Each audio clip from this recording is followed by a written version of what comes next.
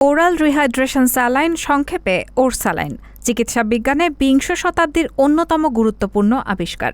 British medical সাময়িকী দি ল্যান্সেটের মতে cholera ও পেটের অসুখের চিকিৎসায় এটি এক বিস্ময়কর উদ্ভাবন। কলেরা, ডায়রিয়া বা অন্যান্য পেটের রোগের কারণে দেহে পানি ও লবণের ঘাটতি দেখা দেয়, যা দ্রুত পূরণ করা প্রয়োজন। আর এই ঘাটতি পূরণের জন্যই খেতে হয় স্যালাইন। শুধু স্যালাইনের সাহায্যে বিশ্বজুড়ে লাখ লাখ শিশুর জীবন রক্ষা পেয়েছে ও পাচ্ছে।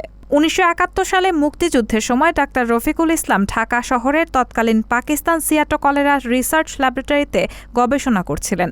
তিনি তখন এক সহজলভ্য ওরাল স্যালাইন উদ্ভাবন করেন, যা প্রথমবারের মতো পশ্চিমবঙ্গের শরণার্থী শিবিরে ব্যবহার করা হয়। ফলস্বরূপ বহু মানুষের জীবন রক্ষা পায়। বাংলাদেশ স্বাধীন হলে ডাক্তার রফিকুলকে এই আবিষ্কারের জন্য সরকার স্বীকৃতি দেয়। ১৯৮০ সালে বিশ্ব স্বাস্থ্য সংস্থা তাকে এই স্যালাইনের উদ্ভাবক হিসেবে স্বীকৃতি দেয়। পরবর্তীতে ব্র্যাক এনজিও স্যালাইনের খবর সারা দেশে ছড়িয়ে দেয়। ফলে এখন সব মুদি দোকানে এই ওরস্যালাইন পাওয়া যায়।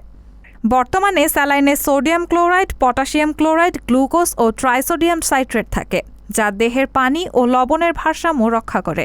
স্যালাইন তৈরি করাও সহজ। ৫০০ মিলিলিটার বিশুদ্ধ পানিতে একটি প্যাকেট স্যালাইন মেশাতে হবে। তবে ঘরোয়া পদ্ধতিতে তৈরি করার জন্য ১ চিমটি লবণ ও চিনি মিশিয়েও স্যালাইন তৈরি করা যায়। কিন্তু স্যালাইন প্রস্তুতের নিয়ম খুবই গুরুত্বপূর্ণ।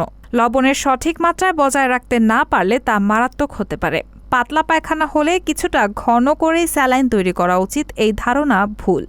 অল্প পানিতে স্যালাইন মেশালে দেহে লবণের মাত্রা বেড়ে যেতে পারে, যা কোষের ক্ষতি ঘটাতে পারে। তাই স্যালাইন ব্যবহারের নিয়ম মেনে চলা উচিত। ২ বছরের কম বয়সী শিশুকে পায়খানার পর সঠিক পরিমাণে স্যালাইন খাওয়াতে হবে।